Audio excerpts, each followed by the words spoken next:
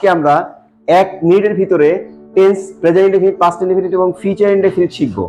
ঠিক আছে, সেটা কিভাবে সম্ভব আজকে আমি তোমাদের দেখাচ্ছি। ওকে, আমরা যদি প্রেজেন্ট ইনডেফিনিট টেন্স স্ট্রাকচার দেখি, সাবজেক্ট প্লাস ভার্বের present form plus object. Past ইনডেফিনিটে সাবজেক্ট প্লাস ভার্বের past form plus object. Future ইনডেফিনিটে সাবজেক্ট শ্যাল বা উইল ভার্বের প্রেজেন্ট ফর্ম প্লাস অবজেক্ট। একটা বিষয় খেয়াল করো, প্রেজেন্ট ইনডেফিনিট, পাস্ট ইনডেফিনিট এবং ফিউচার ইনডেফিনিট সকল টেন্সের ক্ষেত্রে আমাদের সাবজেক্ট এবং অবজেক্ট একই বিষয়টা আসতেছে, সাবজেক্ট অবজেক্ট সকল ক্ষেত্রেই আছে। বাট প্রেজেন্ট ইনডেফিনিটে ভার্বের প্রেজেন্ট ফর্ম, পাস্ট ইনডেফিনিটে ভার্বের পাস্ট ফর্ম, আবার ফিউচার ইনডেফিনিটে ভার্বের প্রেজেন্ট ফর্ম আমরা ব্যবহার করতে পারি। এক্ষেত্রে আমাদের অতিরিক্ত বিষয় মনে রাখতে হচ্ছে কি, পাস্ট ইনডেফিনিটে ভার্বের পাস্ট ফর্ম আর ফিউচার ইনডেফিনিটে শ্যাল বা উইল আমাদের অতিরিক্ত আনতে হচ্ছে।